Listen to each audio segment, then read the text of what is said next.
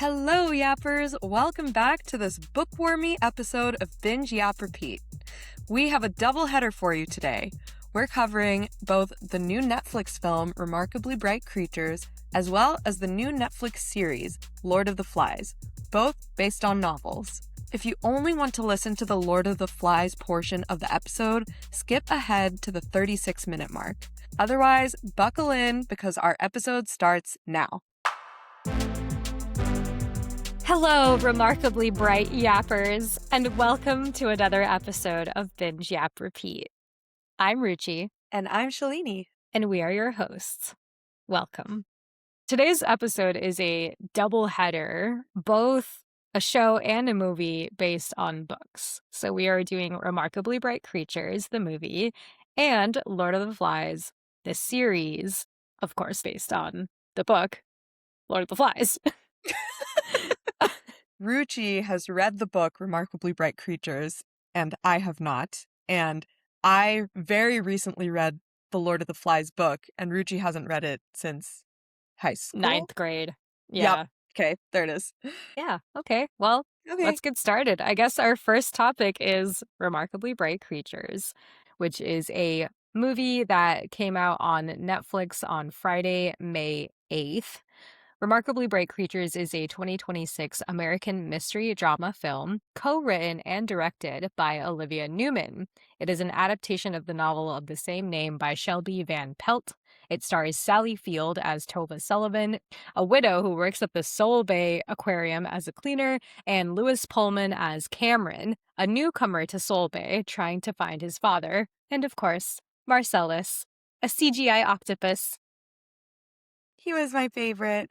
Okay, it's interesting that they described this movie as a mystery/thriller? Drama. Oh, mystery/drama. Okay. I mean, I wouldn't call mystery. That's not the first word I would use to describe this movie, you know? Yeah, I would say it's more a slice of life. Yeah, definitely. Yeah. American slice of life drama. There we go. Great.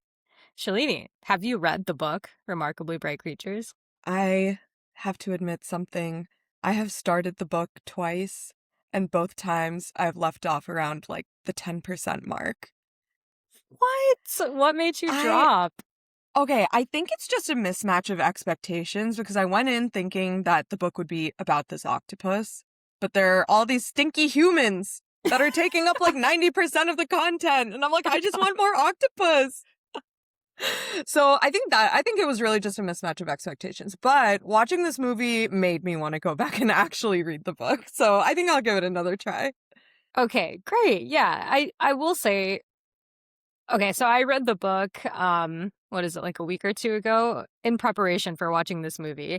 And I will say the movie does generally a pretty good job of sticking with the book. It does kind of pick up, I would say 30 to 40% into the book.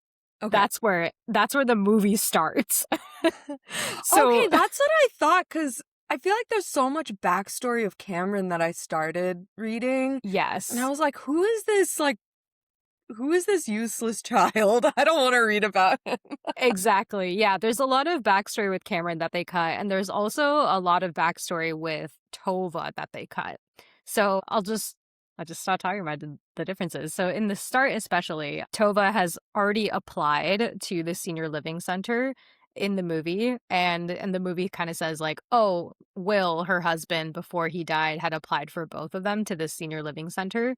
But in the book, it's actually because Tova's brother dies, and Tova's brother was already in this senior living center, and she goes to check it out and like gather his stuff, and then feels like, oh, maybe this is something that I should look into. It looks pretty fancy, but I've got enough money to take care of it. So after her brother dies, which is, like I said, like 30% into the book, then she applies herself because she doesn't have any kids of her own to take care of her. And it's also driven by the fact that she breaks her ankle or sprains her ankle while she's trying to help Marcellus get back into the tank. So all of that stuff happens like way further into the book. Like there's so much more backstory on Tova, on Eric, on Tova's brother, on Tova's family life, on Cameron's family life. All of that is kind of skipped over. The other big Mm. difference with Cameron is that there's man, where do I even begin? So at the very beginning of the book, Cameron has been fired from his job, is keeping it a secret from his girlfriend. His girlfriend comes home in the middle of the day. Why are you home in the middle of the day? Breaks up with him. This is the last straw. He then goes to his friend's place. His friend's place is like, hey, by the way, we're expecting a baby soon, which is like a video chat in the movie. And he's like, you can stay here maximum 1 week, but then you have to leave. He goes and visits his aunt who lives in a trailer park. His aunt gives him a box of his mom's things because she just like happens to find it, I think. And his mom is still alive out there somewhere. She's just like not a part of the book at all. And then Cameron's like, okay, I gotta find this guy who's in one of the pictures that my mom left me. And he's looking into his mom's yearbook and sees that the picture lines up with Simon Briggs. So he's like, okay, I gotta go find Simon Briggs. Apparently, he's a real estate developer in this rinky-dink town, Soul Bay. So he gets like this cheap ass flight ticket, flies to Soul Bay. It's such a cheapy flight, like airline, that they lose his bag with all of his mom's stuff in it. So he truly has nothing to his name. He's calls his aunt. He's like, Aunt, I'm like literally stranded. And his aunt is like, okay, here's $2,000. It's my life savings, but I know that you'll pay me back or something. Or she's just like, it's also okay if you don't pay me back. Just like, go find your dad. And he's like, oh my God, my aunt is so kind to me. I really need to make this up for her. He somehow connects with this random dude who he meets on the plane. This like random dude is like, hey, by the way, my friend is like selling his camper for cheap. Like, do you want to buy it? And then he's like, yeah, sure, why not? And then he's like, then you won't have to worry about finding a place to stay. And you got wheels. And he's like, that's a good point.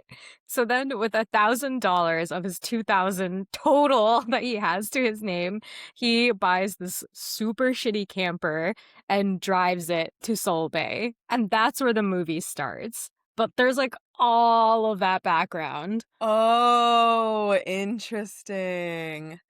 I think I'm glad they cut it. I really liked how the movie was paced, so I'm Yeah. very glad with where they started. Yeah. Me too. Actually, like the fact that they cut out the brother, that they said that his mom OD'd and they didn't have as much screen time with the friends. I was like, this makes a lot of sense. Yeah. I was not mad about the changes that they did. Yeah. Nice. What else did I love about the movie? I think in general, the movie was such a good adaptation of the book. I really enjoyed the montages where Tova and Cameron had a lot more bonding time with each other, and you could see that they were starting to become real friends. They had a road trip together. They were like cleaning together. Tova was basically raising him into the adult that you see at the end of the movie. So if you remember the movie, at the beginning, he was kind of a scrub, like a scrubby character.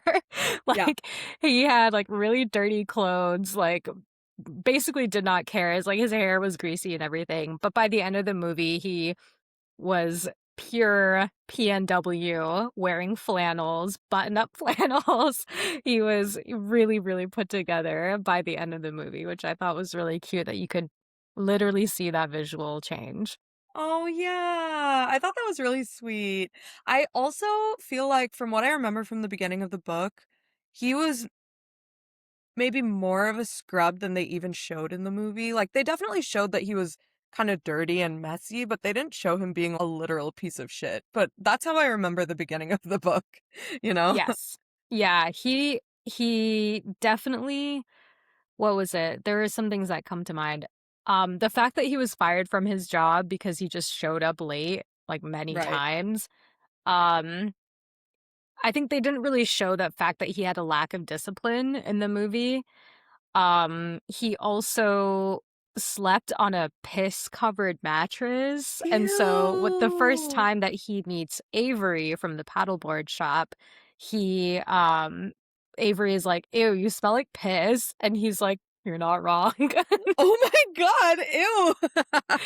Yeah, so it's like because he like bought this random ass camper, right? It's not like he really had a choice, but yeah, that was a big difference. The scent Mm, that we did not get in the interesting. movie. Yeah, I really loved Tova and Cameron's relationship, and it was so sweet because she was kind of missing a son in her life, and he was kind of missing his mom in his life, and so, Yeah. like, he gained a mom, she gained a son. Yeah, that was really sweet. I did have a question, going back to Avery. So my theory when we find out about Avery's teenage son, I, like, wasn't really sure about timelines, but I thought that maybe Avery was her son's childhood love and, like, got Avery pregnant before he died, and then the teenager was Tova's grandson. So that was my Oh, theory about, like, the connection of all of it. I see. Um, but I really liked the twist. It was a way better twist than it would have been. Yeah, I guess the movie was a little bit unclear about when exactly Eric's death happened. So in the book, it's very clear that Eric was a high school senior at the time that it happened, and that was basically 30-ish years ago. It was very Oh, clear, and Avery, I think, is 32, so like yeah. she would have been a baby when Got Eric it. was, yeah. Totally. Okay, yeah, that makes sense. Yeah. I think Andrew felt that way too. Andrew was like, wait, is it Avery? And then I was like, no. No. Although when they did flip in the old yearbook to the girl that sorry, I just burped. Okay, let me start that over. Although when they did flip through the yearbook to the girl that she thought was Eric's girlfriend, it did look like Cameron's mom, but that wasn't the girl, right? Wait, when I they think she flip, finds some, when she's like flipping through the yearbook in her friend's garage or whatever, yeah, and then she finds this girl. Daphne Casmore. Oh, she finds Daphne Yeah, Cassmore in the yeah, yearbook. yes, that is Cameron's mom. Oh, that is Cameron's mom. Okay, so because I Yes. was like, oh, that girl looks so much like Cameron's mom, but then they were like, no, but she was dating Simon, and then they were, Yeah, yeah. Wait, so what was the deal? What was the backstory? yeah. So that was Cameron's mom that she found in the yearbook. That was Daphne Casmore. Um, but Daphne Casmore was dating, in quotes, Simon for the majority of senior year. And then we find out that Simon is gay, which, by the way, was not in the book. Then we find out that Simon is gay, and Daphne and Simon were dating, in quotes, to make Simon's dad feel Oh, better or like to throw him off the scent that Simon could be gay. I totally forgot that this is the same Simon as Simon Brinks. Yes. Okay, I just put that together. Okay, okay. Yeah, but Okay. secretly she was dating Eric. Yeah, secretly she Oh, was dating Eric. got Yeah. it. Got it. Okay. So then So I guess there was a hint to the viewers that like, wait, there's a connection between Cameron's mom and Eric's girlfriend. Like they look exactly the same. yeah, yeah. Okay. And going back to Simon, so yeah, I was saying that in the book Simon is actually not gay. So I did actually like this change that they did in the movie too. So in the book, Simon Cameron finally gets a hold of Simon, and some like secretary of Simon's calls Cameron and is like, "Hey, Cameron, you finally wanted to meet Simon, right? You wanted to like all this time you've been wanting to meet Simon. Go to this place in Seattle downtown, and it's like this nondescript building, and go down to the basement, and then that's where you'll see him." And he's like, Huh. okay. So he like drives his like big ass camper through the streets of downtown Seattle and like finds parking, and then goes to this building and goes down to the basement, and he's like, what is this? What is going on? Then he goes into the the suite that they told him to meet in, and it's a speakeasy, and he goes and sits down at the speakeasy, and there's a girl who like takes his order, and he's like, what?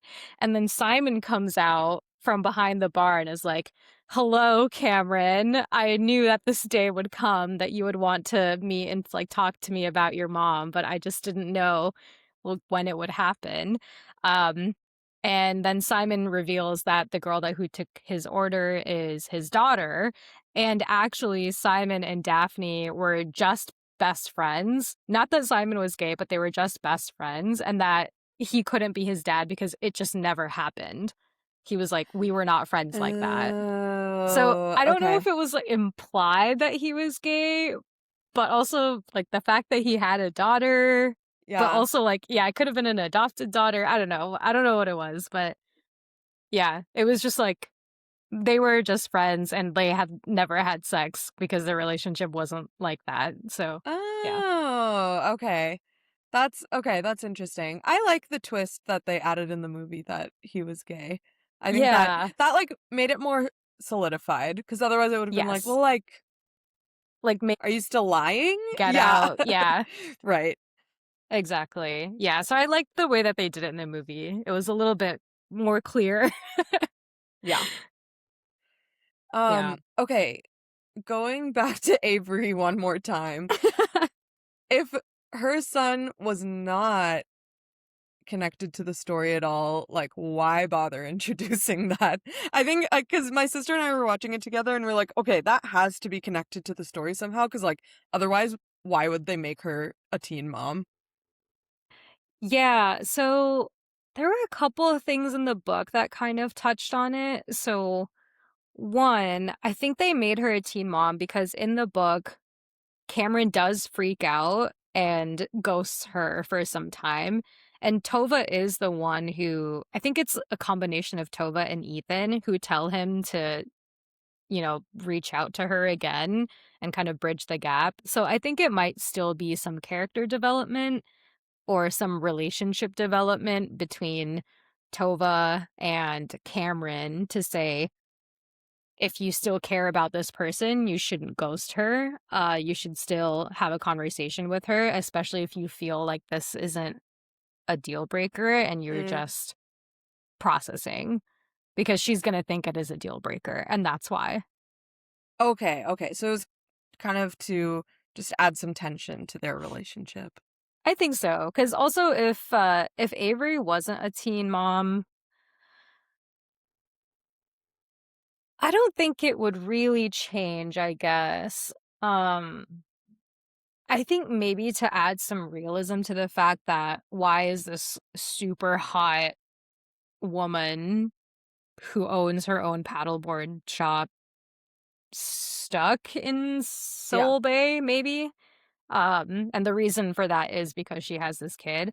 Yeah. I think it may also be some foreshadowing that Daphne Castmore had Cameron when she was, like 18, which did Mm, happen. mhm. Um, and then maybe there is some like connection there. Yeah, that's true. That's true. Maybe that like helps them bond because like he knows what the single mom experience is like of like raising a Yeah. son. Yeah. Okay. I like that theory. Yeah. Cute. Okay, there are two big differences left that I wanted to talk about. One is how they find out that they're related to each other, and the second one is the ending. So, Mm. let's talk about how they find out that they're related to each other. In the book, um, Marcellus is the one who reveals to the reader that they are related to each other. So in the movie, when Marcellus kind of like touches both of them after he escapes and they both put him back in the tank and then he touches their hands. In the book, after he does that, he's like, yeah, because I felt their fingerprints and it's unmistakable that those two humans are related to each other. And then the chapter ends. So Whoa, I you love spend, that. yeah, so you spend like 40% of the book knowing that they're related to each other as the reader. And you're just like, how are they going to find out? How are they going to find out? I love it. And you're like in Marcellus's shoes of like, how do I let them know? Exactly. Yeah, you're like, how can I understand? So then you also put it together a lot sooner that EELS, eels, is actually Eric, what is that, Earnhardt Lindbergh Yeah, something Sullivan. like that. Yeah, because Tova visits Eric's grave in the book and is like, oh, his full name is Eric Ernest Lundberg Sullivan. And you're like, Eels. eels. Yeah, so as the reader, it's like as infuriating to you that they don't see that they're related to each other as it is to Marcellus, which I think is really cute. So you Oh, really identify with Marcellus as a character. yeah. Yeah, and then some similarity. Cameron does put the ring in the eel's tank, and then Marcellus goes to retrieve it. But in the book, he puts it behind this lion statue where only Tova cleans behind this lion statue. So he knows that she'll find it there, and he doesn't leave it behind in the bucket like we saw in the movie, which I was like, whoa, how did he know that it was not going to get spilled out? Like, that's a lot of faith in Yeah. physics. Maybe he like suctioned it to the edge until she turned it back or something. Sure, we'll go with that. Um, yeah, and then so that's like another difference about how she actually finds the ring versus finding it in the bucket. Okay. Cute. And then Yeah. what was the difference in the ending? Okay, the difference in the ending, this is actually where I love the movie ending so much more than the book ending.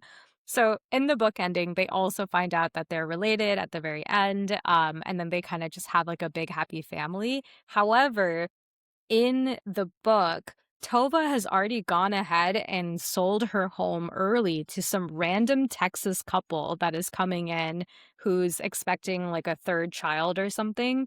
And so that's why she is super happy with selling her home. Well, not super happy, but she sells her home to them so that they can have this like beautiful house as a family. And so when she finds out that Cameron is her grandson, she moves into some apartment complex. And then I think Cameron moves in with her, either with her Mm. in the same apartment or like in the same building or something.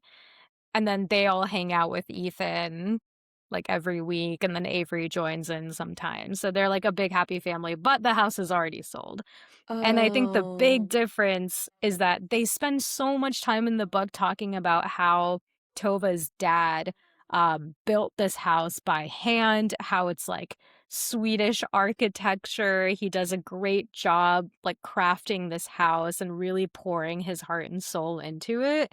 And so with all of that emotional connection to the house, the fact that she still sells it, even though she has family to pass it down to, is so heartbreaking to me. So I'm really, really glad that they fixed it in the movie where she does keep the house and she and Cameron live there. Oh, yeah, I love that too. Wow, I'm surprised it wasn't that way in the book. Because I when I was watching know. it, I was like, it worked out so perfectly. I know, me too. So I think the thing with the book is like, I guess the lesson of the book was like, sometimes you don't really have to have the material things. All you need to Mm, have is family, and that's good mm. enough. But I think I liked it better in the movie. Yeah, yeah. Also, that house was gorgeous. I was So obsessed with gorgeous. it. Yeah, so gorgeous. And then the other thing that happened in the ending is that they find the Dala horse in the movie. They find the Dala horse and the picture as proof that Eric and Daphne were dating after they find out that they're related. But in the book, I think Cameron comes over to Tova's house and like sees that there is a floorboard that's like loose. And so he Mm. takes out the floorboard and then finds the Dala horse. And I think some other possessions of Eric. So it was before they really knew that they were related. So it kind of just Oh. happens to be that Cameron finds the Dala horse, and then Tova has closure that Eric was not mad at her when he died. Mm. So, Yeah. in the book, how do they find out they're related? The eels ring, the class ring. Oh, okay, okay, okay, cool. So it's still Yeah. the ring, but it's a And different it's way of also finding the it. friend telling Tova that Daphne and Eric were kind of a thing. Okay. And she knew that Daphne was Cameron's mom at that Yes. point? Okay. Yeah, because Daphne and Cameron have the same last name. They're both Daphne Castmore or Cameron Castmore. Oh, got it.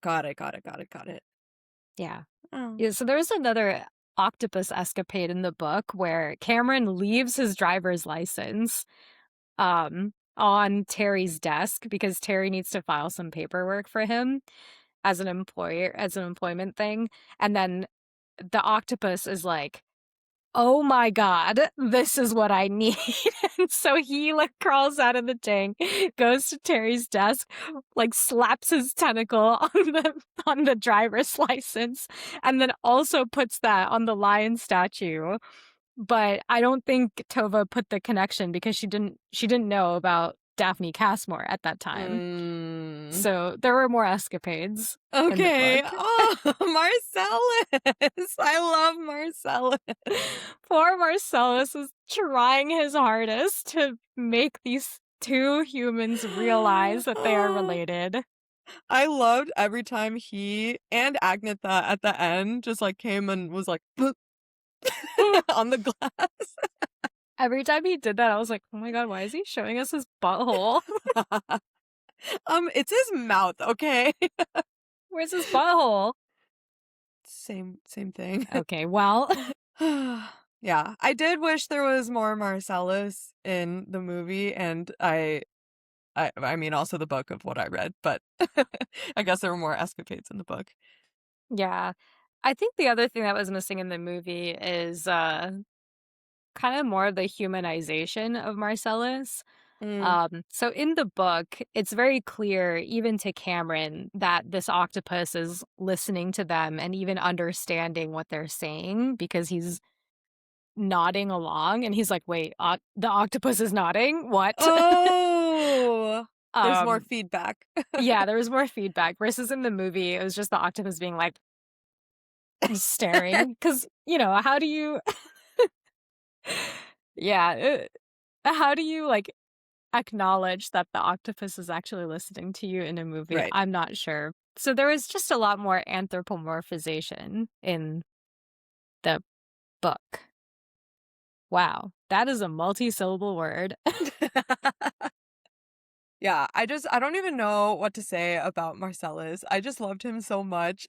I loved how he communicated and like, him reaching out and holding hands. And then when Tova was looking down at him in the tank and she said, "Oh yeah, I'm selling my house and moving to the retirement home," and he just like backs up a little. Oh, my heart. Yeah, Marcellus. When he finally gets back into the ocean and then just swims and swims and swims and then finds his little cave home and just like settles in with his tentacles all around him. I was like, oh, so cute. That was so cute when I especially loved that scene because he was like, finally, my little rock. Yeah. I'm So cute. home. Yeah, I was like, So sweet.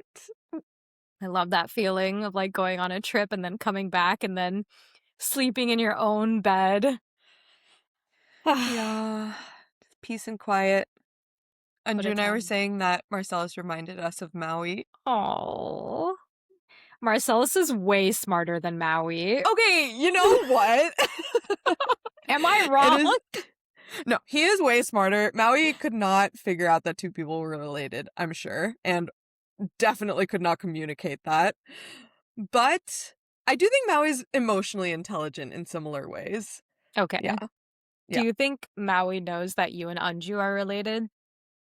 I think she thinks she's related to both of us. Like, she knows she's related to both of us. So maybe? Oh, it's like the relation is like, know? this is mom and other mom. Yeah. Okay. I don't know if she'd be able to tell that Anju and I were related to each other. I don't know. Okay. But yeah, basically she's so quiet and she never barks or anything. And just like stares at us and communicates non-verbally and is very independent. Oh, Just like great. Marcellus. Just like Marcellus.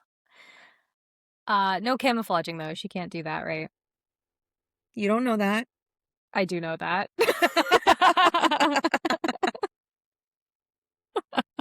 Where is she? Do you even see her? I actually don't. She's not here. Okay, well. Okay, I did have another question. What is a flying Jacob? Oh, was that the weird food that she made for her son? Yeah. It sounded disgusting. Okay, wait, I'm gonna look this up. Okay, so okay, to be clear, a flying Jacob is a Swedish casserole that has chicken, bacon, bananas, and peanuts in a creamy chili sauce based topping traditionally served with rice. Ew. It's really the banana that gets It's really me. the banana. Okay, what if it was also pineapple? In addition to banana? Yeah, it says sliced bananas and sometimes pineapple. I think the pineapple is fine because I've normalized like bacon and pineapple in my head already. But banana is so gross to me. I can't. Okay, well, if we really think about it, banana and peanuts, good. We Yeah. like that. Peanuts and chicken, good. Yeah. Chicken and Sauté. bacon, good. Good. So all together By transitive property of good, should be good. should be good. But bacon and banana? I didn't say that. I never said everything together. I don't know. You know, I won't knock it till I try it. Yappers, if you've tried this, let us know and let us know what you think of it. I'm intrigued. I think if I ate meat, I would try it. Hmm. So I think you should try it for me. Maybe. If I'm presented with the opportunity, I will try it. Okay. But I won't go out of my way. Your flying Jacob should be delivered to you right about now. Oh, I'm getting a call. Can you imagine? Okay. I'll hold you to it. Maybe we'll find a Swedish place and you can have some flying Jacob. Should we rate? Right? Okay, do you want to go first I for can this? go first, yeah. This is easy. Quality 5 out of 5. Enjoyment 5 out of 5. I cried several times. It was very sweet. Yep, 5 out of 5 quality, 5 out of 5 enjoyment. Just loved it. Sally Field's acting was so good. She's so adorable. I haven't seen her in anything in a while. Oh, yeah. So So she did some interview where she rejects roles where the only goal of the woman that she is playing is to find a man. So that's why she accepted this one, because it's about finding her son. Well, not finding her son, more just like getting closure, I guess. yeah. Because finding her son would still be finding a man. It sure would. Oh, I love that. Okay, that I guess maybe explains why I haven't seen her in anything in a long time. But I primarily remember her from Mrs. Doubtfire. I think that's the most prominent memory I have of her. Yeah, you're so right. Yeah. I thought this casting was so good, though. I So thought good. in my mind when I pictured Tova when I was reading the book, it was Sally Field, basically. Absolutely. Absolutely. And Cameron is exactly how I pictured him too. Yeah. And they also did really good casting with the Eric, the person who played Eric in the flashbacks. He also kind of looked like Cameron. I was like, yeah. this is a great job. Yeah. Cute. Yeah. And then I recognized some of the old ladies, some of the nitwits. I recognize one nitwit. Oh, okay. Was it the one that's in the Mindy Project? Yes. Yeah. What's her name in the Mindy Project? Beverly. Beverly. Yes. Oh, Alfred Molina plays Marcellus. I did not know that. I recognize him. Who is that? Oh, he was Doc Ock in Spider-Man, right? Oh, yes. Okay. And then Kathy Baker, who plays the blonde friend. She was in an episode of Gilmore Girls. She's one of those people that's been in everything. She was in an episode of Ally McBeal, episode of The Practice, episode of Monk, Wow. episode of Law and Order, Grey's Anatomy, Law and Order Criminal Intent, Law and Order Special Victims Unit, Criminal Okay. Minds, one of those people. She's just in everything. And what would you rate this as a food? Oh, it's better than a flying Jacob. It's Hey, maybe, don't knock it. I think I would say, because this is such a comforting movie, I would call it one of those really comforting macaroni casseroles that one of Tova's friends dropped off to her. That is so lovely. I love that. Or a flying Jacob to a Swede. Sure. Baked mac and cheese out of 10. Yeah, totally. All right, now that we're done talking about remarkably bright creatures, let's talk about some remarkably violent creatures. Little boys on a deserted island. Oh boy.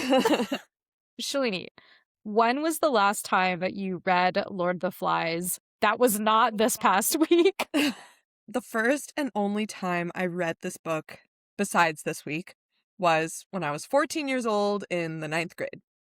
How about Okay, you? same. And yappers, you may not know this, but I grew up in Florida and Shalini grew up in California. So having like a similar high school experience is, I think, not a thing that we're used to. Yeah. Also, I was talking to Poonam yesterday, and she never read it in high school. So I guess the Georgia Oh, public school system did not make them read it. very interesting. Okay, what were your impressions when you read it at the time? I think similar to when I read it this time, which is that it was quite disturbing and beautifully written novel and so clever. And I remember I just didn't love English class, but this was a book that I got really into. And Oh. I really liked dissecting it and like thinking about the symbols and stuff. So I think I really enjoyed that aspect again. But definitely disturbing is the primary word I would use to describe it. Yeah. How about you? For sure. I think I feel the same. Yappers, the reason that we are talking about our 9th grade reading assignments is because today's episode is all about Lord of the Flies, the television drama series based on the 1954 novel of the same name by William Golding. This series that we watched is the first ever television adaptation of the novel. It was developed and written by Jack Thorne and directed by Mark Munden for BBC. So the 4-episode series was actually released on BBC on February 8th, 2026, but it dropped on Netflix Monday, May 4th, 2026. So that's why we're here today talking about Lord of the Flies. And Jack Thorne, the writer, also wrote Adolescence, right? Oh, you're so right. Yes. Okay, he did Adolescence in addition to writing the stage play Harry Potter and the Cursed Child. Oh, that's right. I did know that. Yeah, some works Yes. better than others, I will say. He also did Enola Holmes and the sequel, and then he also did the program His Dark Materials, Mm, which is the Philip Pullman series. Anyway, all right. yes. So Cool. today's episode is all about Lord of the Flies. So if you ever have to do a book review, yappers, on Lord of the Flies, feel free to use this podcast. And I will say, having just reread the book, the show is pretty true to the book. I was gonna say, when watching the show, I actually thought that this was like a very good adaptation because I remember feeling the same sense of just despair and rage and hopelessness that I felt when reading the book. Which, now that I think about it, why do you think we were why do you think this was a reading assignment in the 9th grade? Because this is a pretty like dark topic, I would say. It is a dark topic. I think a few reasons. So I think the reason we didn't read it earlier in school is probably because it's so disturbing. But the reason that we didn't read it later is because the symbols are so explicit in this book that I Hmm. think it's a really easy way to teach children or like high schoolers about how to draw symbolism from novels. The conch is a symbol for civility. The fire is both a symbol for savagery and ultimately what saved them. Piggy's glasses, I'm sure we could draw some symbolism around that, around what brought them fire, but also was Piggy's only connection to the world, really. And the beast, there were just so many very explicit symbols that I think it just made it easier for early high schoolers to get into it. All right, well, there you go. These two deeply unserious best friends are going to try and analyze this book so you can pass your book report. How would you explain this book to someone, or the series to someone who hasn't read it? As like, as as someone who is going to do a book report on something they haven't read, they need to know at least the general premise. And they also don't want to spend 4 hours watching the BBC adaptation. That would be too long. This is a procrastination situation. The book report is due tomorrow morning. Let's get our yappers what they need to know stat. All right, kids, here's what happens in case you missed it. Kids. We are well aware that our demographic is 28-plus-year-old women, by the way. All right, you punk kids, listen up. The year is 1940-something during World War II. The place, somewhere, it seems, in the Pacific Ocean, there are these schoolboys that are being shipped from the UK off to somewhere. I was looking this up. Apparently, it was very popular to ship children from the UK off to like Australia, somewhere in Oceania. And so I assume that's where they were going, and they stopped in some Pacific island. Wait, shipping them, but like for what reason? So it was called, you know how Simon was talking about the long vax? He was like, Jack and I were together in the long vax. So I looked that up. I thought it was like the long vacation. No, it wasn't. Initiated in September 1939, over 1.5 million people, including roughly 800,000 children, were evacuated from UK cities to rural, safe areas to escape German bombing. Oh. Then there was the Children Overseas Reception Board that facilitated the movement of over 2,600 children to countries like Canada, Australia, South Africa. So there was this movement of children away from the UK to save them from the German bombings. Wow. Okay, I did not know that. I really thought long vax meant vacation, but it seems like it means evacuation. Correct. So I think what happened was, he was saying that he and Jack were held in the long vax together. So I think they were temporarily placed somewhere, probably in the countryside or somewhere, to await them being shipped out of the UK. And then they finally got the plane. But then what happened was, okay, going back to the synopsis, the plane of these school children went down. It crashed on this island somewhere in the Pacific, I think. None of the adults survived. A bunch of the kids survived, and they kind of ranged from ages like 5 to 12, I want to say. They were all prepubescent. And then, yeah, the book is just about what happens when you peel away the levels of society and just let children be children. And, when they don't have the structure, what keeps them sane, what drives their morals, and what's the worst that could happen when you just let a bunch of kids run their lives. Let a bunch of boys run their lives. Oh, correct. Okay, so I was listening to the audiobook in preparation for this show, and it's narrated by William Golding, who, by the way, won a Nobel Prize for this book. Wow. Yeah. And in the beginning, he said something along the lines of, people always ask me, why boys? Why not girls? And he was like, yeah, I mean, like, I know I'm going to get a lot of hate for this, but boys being boys represents society, basically. And like, women. And then he was like, I don't know why women consider themselves equal to men. they're obviously far superior. um, Aw. and then he was saying people also ask me why not a mix of boys and girls, and he said it's because people would inevitably bring up the topic of sex, and like that concept is way too primitive for this book. That's what he said, which I thought was That is a interesting. very interesting commentary. Yeah. So Okay. I think he just really did not want the focus to be sexual tension between anybody. He really just wanted it to be strictly society and Mm. the temptation to lean into savagery. Okay, I see. So, would you say that the core tension of this movie is basically civilization versus chaos? Or is it something deeper? Is it like id versus ego or like, I mean, you I know? think it's all of those things. I think those are actually the same thing. It's like, are you leaning into your id and like going towards savagery, or are you, taking into account your super ego and like upholding the structure of society even when there are no rules? Like Mm. what drives your actions, what drives your morals? So yeah, I think it's both of those. Okay, great. So not necessarily like good versus evil, for example.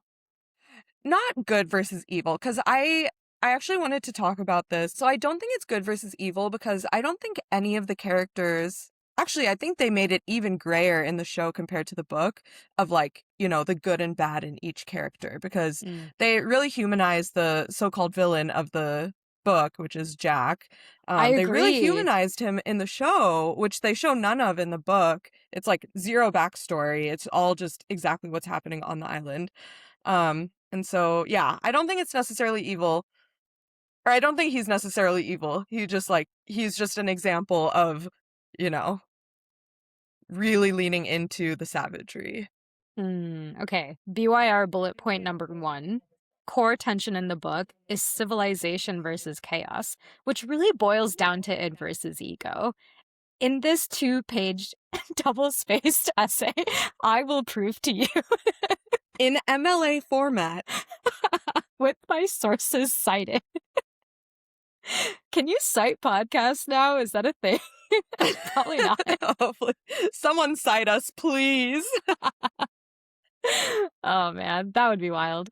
Okay, so you did touch on the symbolism. And so I want to talk about the symbolism and also the motivation behind these 4 main characters, which is how the series kind of split up these episodes. So episode 1 focused on Piggy, episode 2 was on Simon, episode 3 was on Jack, and then episode 4 finally was Ralph, which I thought was interesting because I remember when I read the book, I was like, Ralph is the main character here. So it's kind of interesting that they waited until the 4th episode to make him be the focal point of the series.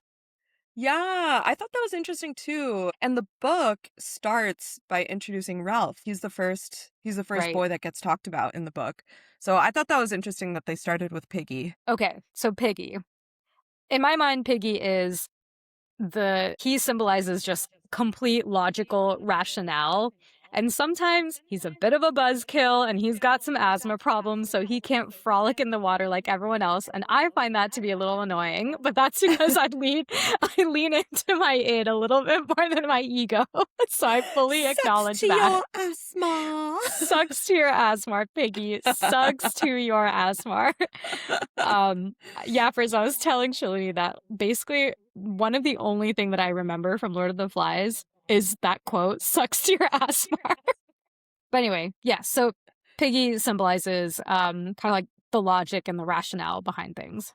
Yes, the practical, scientific, fact-based logic. Yeah, which is unfortunate because he has none of the charisma to actually convince people to do the right thing, which is quite enraging. Also recognizes that he does not have the charisma and like just like tells Ralph to say things instead. Yeah, that's true. Yeah. Oh, Piggy. Oh, Oh, Piggy. Piggy. I remember when I read it the first time in school, I identified the most with Piggy. And I think that's because, well, I'm curious what your thoughts are, but I think that's because in high school, I also identified as the nerd amongst my peers. Mhm. But this time around reading it, I identified the most with Ralph. And I think it's because I now consider myself more of a people person that takes everybody's point of view into account and listens to the science, but it's not all science. Like, people's Yeah. emotions are important too. Yeah. Yeah, I agree. I think when I was reading it, I think I found honestly all of the characters insufferable. Um I if I had to choose, it would probably be Ralph, and I think today it would still be Ralph, but I think it's easy to be like, "Okay, I don't wanna identify as Jack." Who would say Right. that? He's crazy. He's crazy town.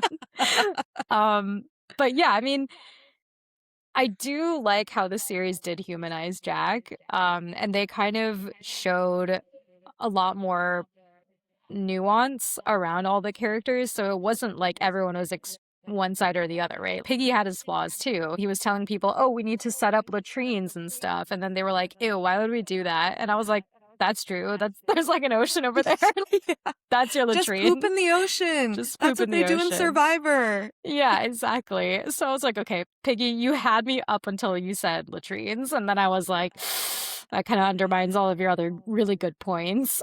Yeah, and then like, with Jack kind of realizing in his facial expressions what was actually happening and like acknowledging that, at least in his face, but not really, of course, saying it out loud, which we did not get in the book at all. And Yeah. then even Ralph kind of like, well, Ralph, I feel like we did get this in the book a little bit where he was kind of playing both sides. No, not playing both sides. How do I say this? It's like, Just trying to appeal to everybody and like trying to keep yes, everybody together. That was his main goal. right, without realizing the long-term consequences of those Yeah. actions. Totally. Yeah, Totally. Also, going back to Jack and the actor's facial expressions that we saw, I think this kid is such a great actor. And the so second good. he came out, I was like, this kid is giving Draco Malfoy. And then I looked him up and he's actually been cast as Draco Malfoy in the new HBO series. Oh, he would be such a good Draco Malfoy. He's got that insufferable, like, British boy that you want to hate, but it's like there's one part of you that still holds out hope for him. Yeah. You're like, what happened in your life to make you like this at such a young Yeah. age? Yeah. Yeah. Oh, wow. He's a great actor. Great actor. Great actor. Okay, going back to symbolism. So that was Piggy. The only other thing I'll say is that I agree. I found Piggy quite annoying in the series, and I didn't think that while reading the book. And I don't know if it's because reading the book just like reminded me of when I read it the first time and I identified with Piggy. But yeah, I was like, why is show Piggy so annoying? But book Piggy, I felt really bad for and didn't find annoying. But yeah, Yeah, yeah, I do think the series introduces a lot more nuances to the characters, which I think was great. yeah. Um, One person that we didn't talk about was Simon. So I don't really remember Simon being a big part of the book. Is that true? I agree with you that in the book, it seems like Jack, Piggy, and Ralph are the main characters, but the same thing happens to Simon in the book and in the show. And I do think that Simon is an important symbol in the book as well as in the show. I mean, many people say that Simon was the only true good character in like the good versus evil debate because his actions were not driven by societal structure. They were just grounded in a deep connection to nature and were more intrinsic than extrinsically motivated. So people say that Simon is the only true good in the book. That's really interesting because, okay, to be fair, in this series, I feel like they portrayed him kind of as a religious figure, right? So in the pillars of society, let's say you have these four characters. You have the church, which is Simon. You have your science pillar, which is Piggy. You've got your executive function or the leader, which is Ralph, and then you've got your military, which is Jack. So, and of course, there's obviously other different structures there. So I feel like Simon being the church character or the religious figure is still a structure of society, is it not? That's yeah, no, I think that's a really fair argument. I agree in the sense of the symbolism. If he represents religion, that is a structure. But I thought him as a person, he didn't seem to be driven by external motivation. Unlike Ralph, he wanted to be respected as a leader. Jack wanted, I guess Jack like really wanted the validation of all of the boys, but Simon, it was just like all intrinsic. I don't know. Hmm. I don't know. I would push back against that because I do feel like there are moments where I think Simon's motivation is intrinsic in the fact that he wants to be loved by a person in authority. We found out this backstory with Simon and Jack that they would stay back and I guess they wouldn't be picked up from their boarding school, I guess, Yeah. by their parents. And so they would spend the vacation or like spend the winter break or whatever just at the school. And then during that time, he and Jack would like be super, super close friends. And as soon as all of the boys came back, Jack would just like drop Simon and then just start hanging out with all these other boys. And so like Simon, it felt like he was forced to accept that. And then when he when he stays with Ralph, when Jack and Ralph split up camps, he's like really trying to be loved by Ralph. Um, and then the reason that he starts like losing a little bit is because Ralph is like, "Oh, I want to hear Nikki's opinion on this. Like, you're baddie." Yeah. And so I think he really felt some type of way from that because he was like, "Oh, I want to help Ralph." And then he had so many moments where he was like, "Oh, like I will just like do whatever Jack wants me to do." And so he was portrayed as this, they called him a dog, right? He's the Hmm. dog to a person in authority. So I think from that lens, is that intrinsic or Yeah. extrinsic? Yeah, no, that's a good point. I guess I'm more indexing on his character in the book, and they didn't Mm. show him as this insecure person that needs the validation of someone in authority or a powerful figure. They kind of showed him as just really independent and taking nature walks by himself, and it's not because he's sad, he just loves wandering in the woods by himself. So I do think there's a bit of a difference in how they portrayed him, but I absolutely agree. In the show, he was definitely driven by wanting to please whoever was in authority. Yeah. Yeah. Why do you think they made that difference? I think they just wanted to complicate each character Yeah. a little bit, and just add more levels to each one because, like I said, there was no backstory of any of these boys in the books. And so I think they wanted to make the show less of an allegory than the book was, just to like make the characters more interesting. But in the book, it's so black and white for like what each character is trying to accomplish. Yeah, I see. Oh, Yeah. poor Simon. Oh, Um, R.I.P. Simon. yeah. I do want to talk a little bit about a point that I found confusing in the show. So we did see a little bit about Simon and Jack's like a scene into their past life where they are singing in choir and Simon is like just belting away and then you zoom out a little bit and Jack is looking at him. What was that about? I couldn't figure that out either. I don't know what that was about. I feel like there may be two theories. I think one theory is that it's a continued humanization of Jack. Mm. So, from Simon's perspective, it was always like, oh, like Jack did not care about me at all. Like that was the relationship we had during the school year. And then when all the boys were gone, then I became Jack's friend. Um, and so maybe this was a scenario where Jack was like, actually, I do want to be friends with you during the school year as well, but like just didn't know how to voice that. And it was kind of too late to voice that. So that's like one theory. And that like Simon just like never noticed that maybe Jack did want to be friends in the end. I guess the other theory is more about like Simon, like a more Simon centric view of Simon not really thinking about other people. Like maybe that's the whole individualistic aspect that you saw in Mm. the book is like more of like Simon just being focused on, whatever he wants to do, which is at this moment like be a part of the choir, like be a religious boy, sing in part of the choir. And his intentions are pure, and then it's more like Jack and other characters are the ones with more interpersonal interests. Yeah. Did Simon ever look back at Jack? I don't think so, no. Interesting. Yeah. Yeah, I like both of those theories. Yeah, maybe both are true. Like they wanted maybe to both. show that Jack did care about Simon, even if Simon didn't realize it. Maybe Simon didn't realize it because he never looked back at Jack. Poor Simon. That death I found more disturbing than Piggy's Mm.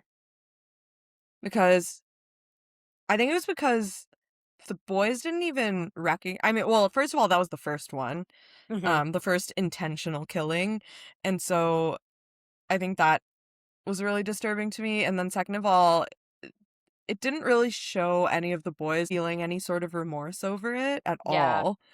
And in the show, we saw a little bit of it where like Jack pulls off his mask and realizes what he's done and then runs away. But yeah. you get none of that in the book. And it's just like the boys are like, kill the beast, slit his throat, spill his blood. Um, and they just keep doing that and they're like having fun. And then, yeah. How do you not So, realize, man? how do you not realize? Crazy. Good I see. Good I see.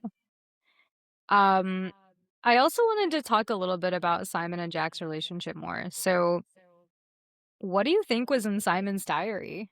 Okay. I had two theories, but one goes against William Golding's prologue in the audiobook. So one was that he just like talked shit about Jack in his diary and he didn't want Jack to read it. And then my second theory is that he had a crush on Jack That's what and I he wrote thought that. too. Oh, interesting. But that's like non-canon, so I don't know if I should believe it.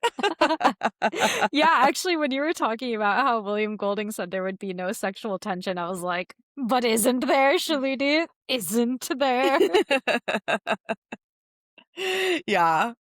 So I would believe if that's what they were trying to convey in the show. Yeah, I thought there might have been some sexual tension too. But then, so Jack is basically reading this diary, and then Simon asks him what he thinks, and then Jack says that it's the saddest story that he's ever read.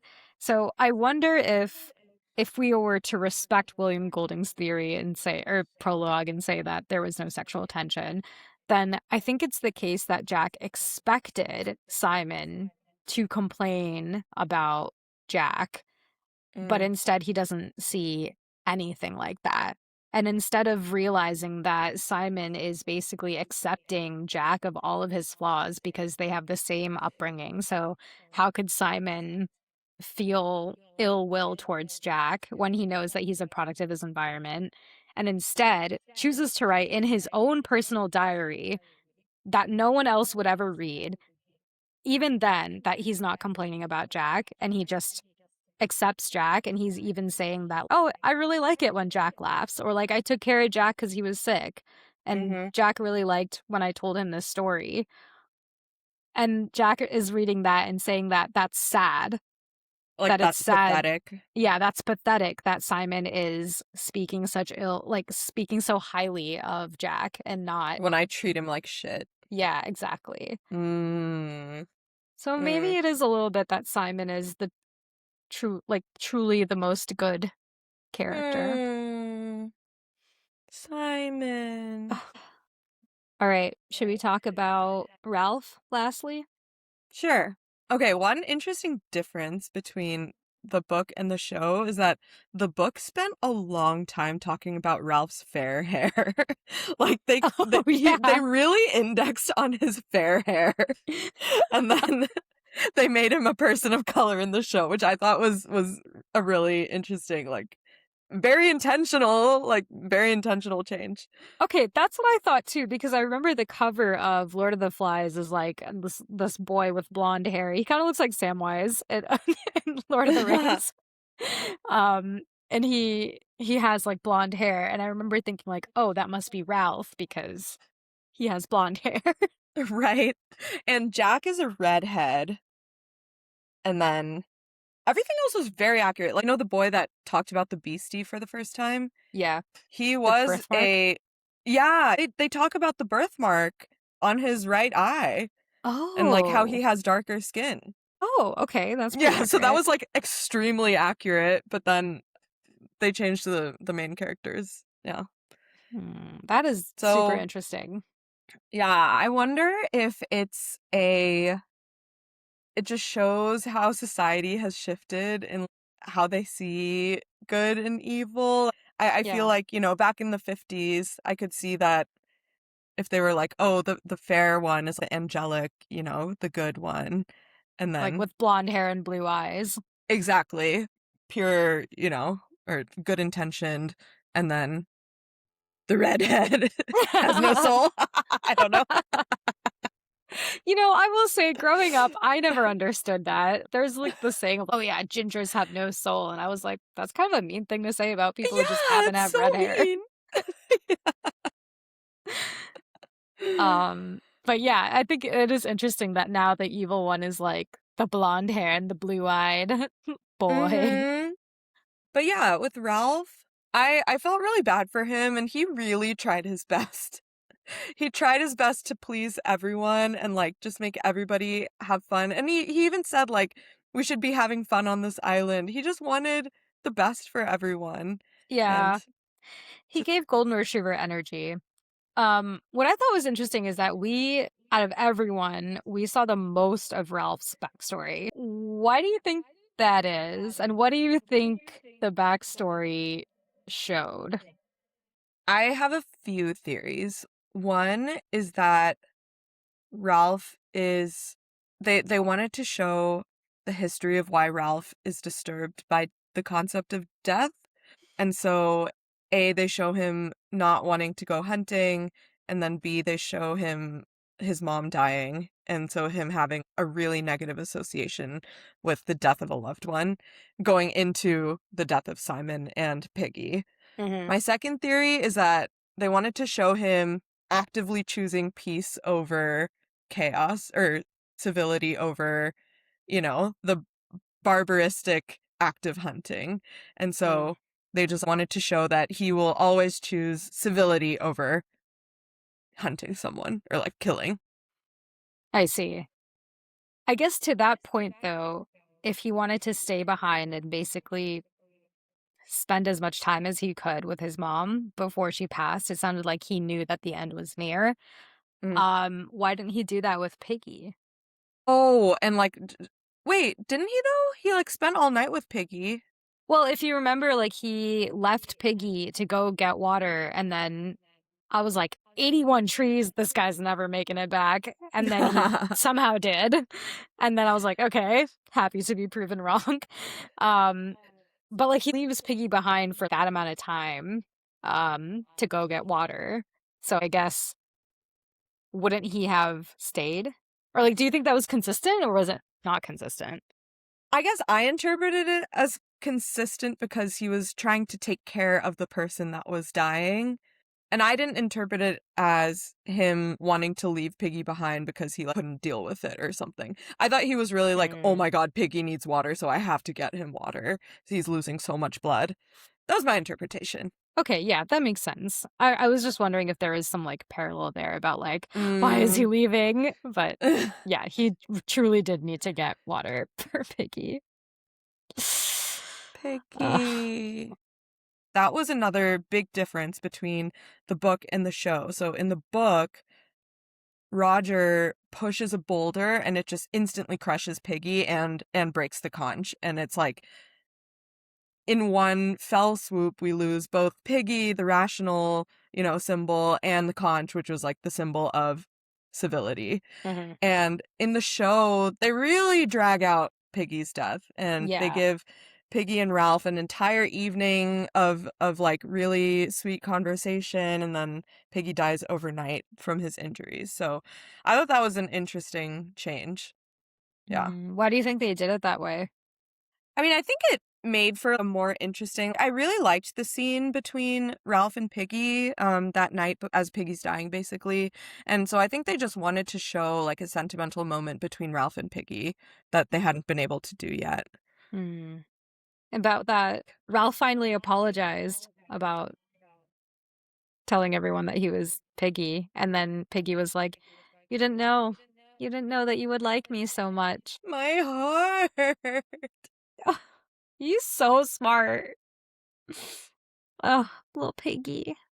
Oh, Piggy. I do remember there was a scene in the book where I felt like they had taken, like there was like the pig's head on the stick. I Hmm. thought they had like put Piggy's head on the stick. Oh my God, I thought that too.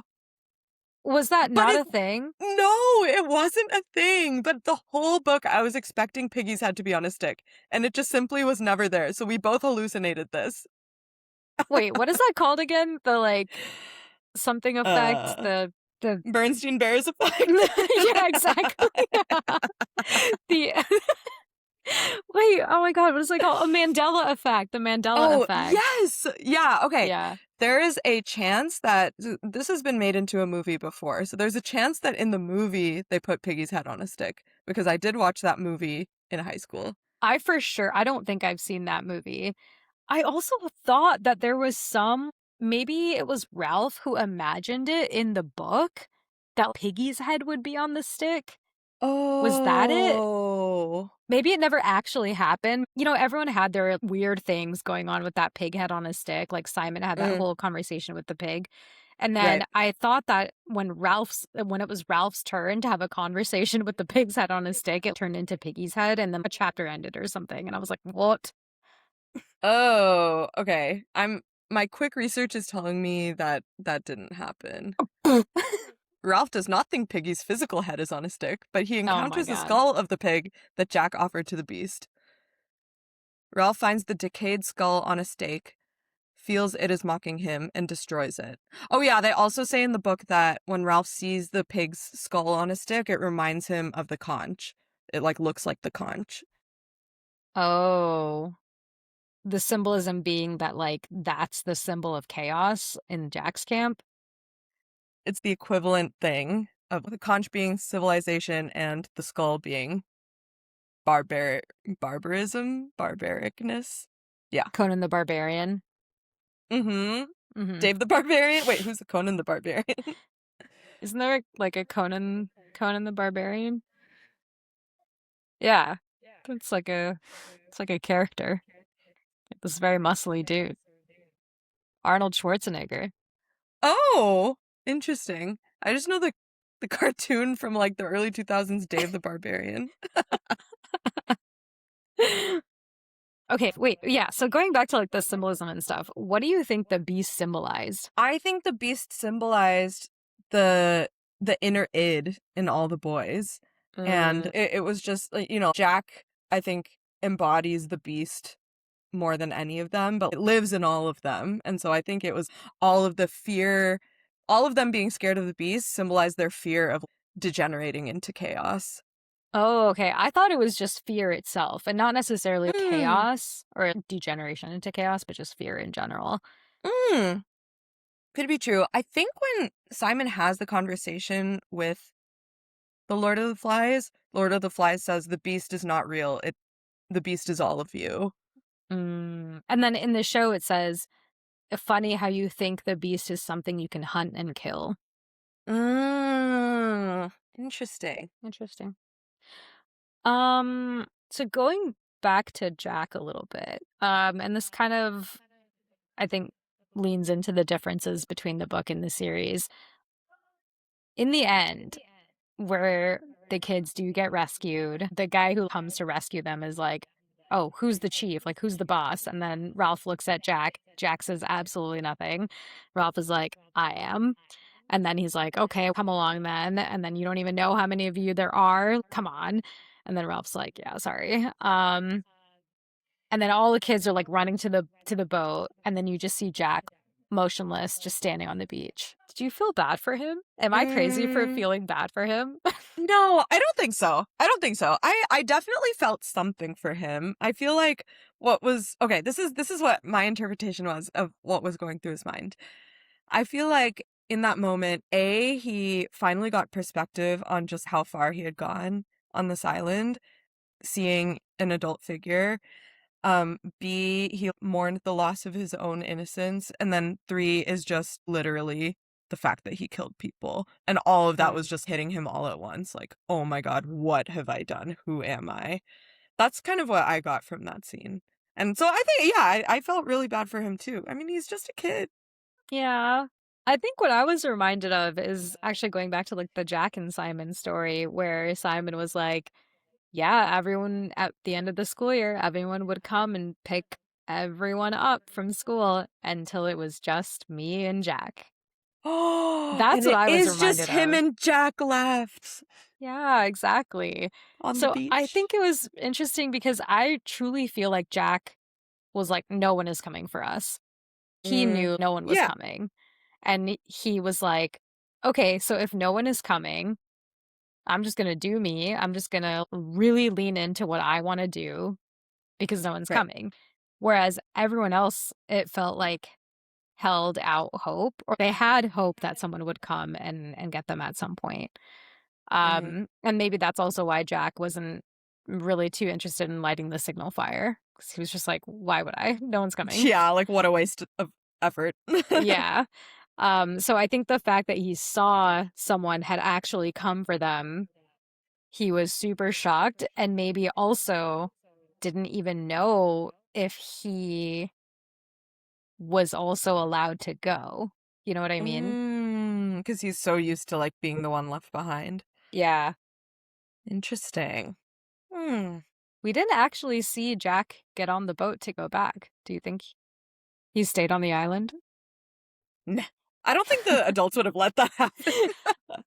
I do think he went back, but Well, they don't know how yeah, many that's there a. are, right? But he's right there. They saw him. Yeah, but I don't think they would have been like, oh, you kid who's standing there and not making a move to get on, you must get on. I think they would. I They think they were like, would. okay, we're taking all of you. Okay, We're because they only rescuing took all you 6 British kids at a boys. time. So that's what I'm Yeah, saying. so I There guess would be Jack could have time. run away and like not been found if he really didn't want to get on the boat. Yeah, and would have immediately died after a week or Yeah, something. Because he wanted to be on yeah. the freaking fort where he had to export, he had to import in water, and there was no food. No food, no water, no shelter. He's like, this is a great port. And then Rob's like, okay. No. Ah. Okay, I want to talk about the ending because I still remember the ending of the book from when I read it in high school, and they changed the ending of the show, and the biggest the what they changed was the fact that, well, first of all, when the naval officer asks who's in charge here in the book, Ralph immediately says I am, and like does not look Mm. to Jack. And so I think in the show they just wanted to show that like Ralph was questioning his own authority, but then like ultimately took responsibility. And then the other thing is that the thing I found most powerful about the end of the book is that when they see the adult, all the boys instantly start crying.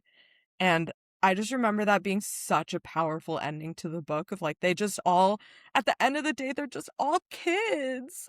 Yeah. And they didn't show that, and I was waiting for that scene the entire show because that was one of the very few things I remembered from this book. And so I wish they didn't change that because I thought that really just like tied the whole thing up and brought us back to the start where it's like, wow, these are just a bunch of really young children. Mm. Yeah. I don't think the ending was that far off. I think it would have been strange, honestly, if all of them had started crying because it felt like they certainly would have been in shock. But I also think that they were so hardened maybe at that Mm, point that they wouldn't have instantly started crying because I feel like that means that like that person who was crying was like very close to the surface and I don't right. think that's where they were. So I think That it would is have been a little bit fair. disingenuous. That is fair. Yeah, maybe it's another example of the book being so explicit with Yeah. symbolism, but then the show they wanted to add more nuance and like, more realistic, you know. Yeah, play Yeah. with it a little bit. I Yeah. really hated that scene though at the end where where Jack doesn't say anything because it's like, wow, Jack, you want all of the power and none of the responsibility that comes with Yep. it. Zero accountability. Yep. Ugh, so annoying. Okay. I had some other questions about the artistic differences in this series. Okay. I've noticed there were a lot of fisheye lens shots, and then there were also a lot of red leaves. Yeah, I noticed that too. I noticed the fisheye lens. Also, the entire show was like extremely high saturation and high Uh-huh. contrast. And apparently, for those red things, they used an infrared camera and then artificially colored things. And so there were Oh. even scenes where, like, you would see a bunch of black and white trees going by, and then just one tree would be green, and then Yeah. the rest were black and white. And so, yeah, I thought those are all really interesting. I don't know why they did that. I'm not an artistic enough person to like draw a reason from any of those, but thought it was very interesting and like very visually engaging. Hmm. My take was that the red leaves kind of represented the death of something drawing closer. So in the Simon episode, we saw a lot of red leaves. I think there was a conversation with Simon and Ralph chatting, and then half the screen had the red leaves, which meant that maybe Ralph was okay, but death was coming for Simon. And then same with the piggy scene. I think when he dies overnight, that entire scene is basically red.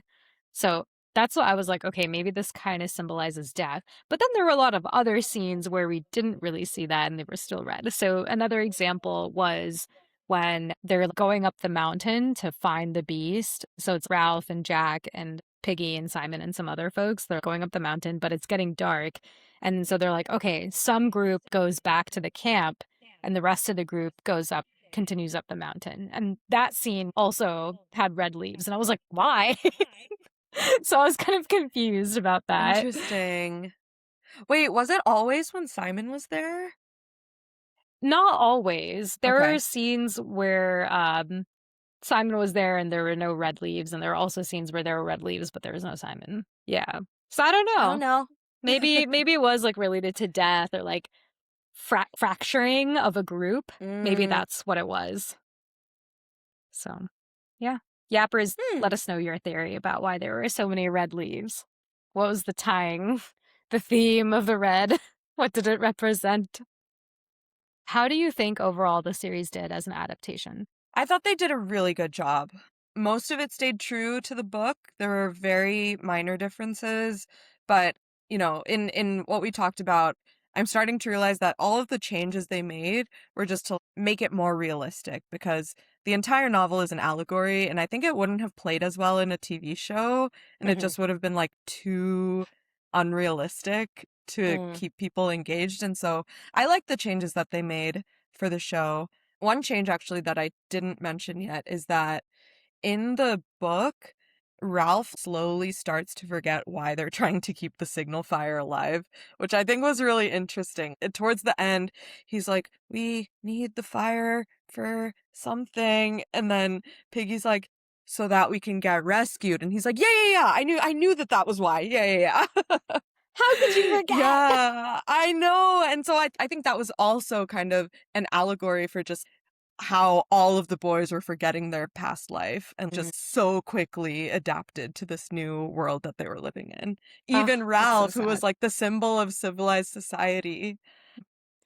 Yeah, I feel like the series did a really good job in that I felt basically the same way that I did at the end of reading the book, which is Yep. pretty sad, pretty Yeah. depressed, pretty nihilistic. Agreed. Oh man, just yeah, not in a good place. So from that lens, yeah, I think they did a great job representing what the book was supposed to represent. Yes, and kind of expanding from there and making it like more artistic. So I Yeah, really appreciate what they did. yeah, Yeah. for sure. Wow, great job. Should we do Yay. ratings? Yes. Okay. I would say, oh, do you want to go first? Nope. Okay. Okay. I think I would say quality was 5 and enjoyment was 2 just because it was so depressing. I did not enjoy it, but I appreciate the art. You can say one. It's okay. No, I think it was 2. It still kept me hooked. And I didn't totally hate watching it. Mm. Man, I think quality for me was okay. Maybe I'll do quality 4 because I think the fisheye lens. I was like, "Whoa, this is wild." And also, Mm. there's a lot of shots of like funny looking trees and stuff. I was like, "Why is why is this happening?" There were a lot of scenes where I was kind of just confused. And then enjoyment, I'll say a 2. Okay. I wanted to know what was gonna happen, but having read the book, I didn't want to see it. Fair. Yeah. Yeah. Let's say you hadn't read the book at all, you had only known of it, but you hadn't read it. Would you watch the series? I think so, just because I'm sure I would have heard of the book at this point, and the series is a really great way to engage with the book without actually taking the time to read the whole thing. So I think I would, and then I would have been like, fuck, that was fucked up. Yeah. Because I would not know what was coming. Yeah. I will say I do think, like watching the series now versus reading it as a kid, I do think that there's absolutely a lot more nuance to the series than the book, but I feel like it hits a little different. It like enrages me a lot more. The fact that this lawless blonde character who doesn't listen to science or reason can take charge of an entire tribe and just ruin them. And then take no accountability for it. And take no accountability afterwards. Yeah. Yeah. It hits a little So different these true. days. Yeah. In the year of our Lord 2026. That concept hits different. That's so true. Yeah. If this were a food, what food would it be? I'm going to say rancid mango. Good one. I'm going to say rancid pork. Rancid. Doesn't have to be rancid. Maybe undercooked, raw, rare pork. Okay, I accept. Oh my god, also the pig killing scene. I had to fast forward it. It was so horrible. Oh, I will say that they did have a really cool shot, which is like all the boys kind of like encroaching. That was cool. That was a good shot. It was really cool. But once they started hitting sad. the pig, I couldn't keep watching. It was so horrible. It was a lot. Yappers, I hope the two deeply unserious best friends have done something here. And that's all you need to know for your book report. We're so sad now, you guys. Oh my god. Okay, should we move on to this week in entertainment? I only have one bullet point for you. Oh, okay. The bullet point is Forever Season 2 is now in production. Whoa, there's another season?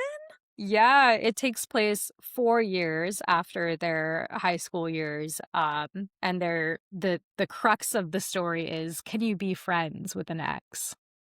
Interesting. Okay. TRUELOVE.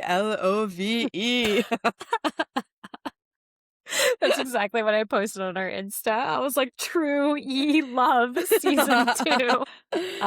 But yeah, most likely we won't get it until like 2027 because if it's entering production now, then yeah. Cool. Binge in progress. Binge in progress. Let me see if I have anything new. I don't know if I can talk about one thing. Okay. I don't know if this counts as a binge in progress, but on Friday, I attended this film festival in San Francisco called CamFest, which is, I don't know what the C stands for, but it's Asian American, it's basically an Asian American film festival. And my cousin's film called The Sale was featured in the film festival in this block of short films called Shifts in Dreams. And so in that block, all of the short films were about like the Asian American experience, and some of them were immigrant stories of like why they immigrated and what their life is now. Some of them were documentaries about really interesting lives of Asian Americans, and my cousin's film was about her mother's experience of being a door-to-door encyclopedia saleswoman in the 90s. So it was really I cried in every single film like multiple times. It was so heartwarming and just, as a child of Asian immigrants, all of the films really hit. Anyway, I think that's the only new media content I've consumed this week besides the shows that I've been watching. Is there a way to see the film if you're not in SF? Um, I don't know. I know her film, The Sale. Her name is Mira Angelica Joshi, if you want to look her up. Her films are played at festivals all over the country. I think she's going to Denver next, and she's been chosen as a Shondaland finalist for like women directors or something, or women filmmakers. Oh my Yeah, God, congrats! I know. She's killing it. But yeah, so Wow. she's going to Denver. So by the time this episode comes out, I think she will already be in Denver for that film festival. All right, Yeah. so keep an eye out, yappers, for The Sale by Mira Angelica Joshi. Yes. Oh, yay! Yay! And I think our names are in the credits. I don't know, that's what Mira told me. Our names are in the credits? I think, like, I assume you also donated, but... Oh, right! Because she had that fundraiser! Yeah. Okay. Oh, yeah. Also, fun fact, it's my big debut because I am an extra in the first scene. Oh, wow. Okay, so you are actually in the movie. I am in the movie. You can't see my face, but I'm like walking by. You can only see the back of me. So maybe not the best for yappers who listen to us on an audio-only basis to recognize you. Especially the back. But trust But just us. know I'm in there. Yeah. Great. I have been reading the book that The Sheep Detectives is based off of. Yes, it's very, very cute. It's called 3 Bags Full, and it's so adorable. And I think I'm going to watch the movie after I finish reading the book. But it's been the highlight of my night. Every night I read a little bit before I go to bed, and I've been trying to go to bed earlier so I can get more reading time in. Nice. Oh. I've been reading this book called Butter by Asako Yuzuki. Yeah, Asako Yuzuki. And I'm loving it so far. I'm only about a third in, but it's set in Tokyo, and there's a woman who has been convicted of multiple murders of lovers, and she's like this huge foodie with a really intricately written food blog, and she refuses to speak to the media, but there's this female journalist that kind of like gets in with her because instead of like asking her about the murders, she asks her for some recipes. And so then they kind of start a relationship, and they first bond by talking about high quality butter. Oh, okay. I'm so intrigued. I have been wanting to read this so book. Good. Yes, okay. I must read it. Bring it. Bring it when you're done. Bring it to me. Okay. Will do. I'm a slow reader, so don't hold your breath. Okay, that's fine. Yay! Yappers, if you have any other book suggestions along with show suggestions, we are all ears. Yay. Stay well read, yappers.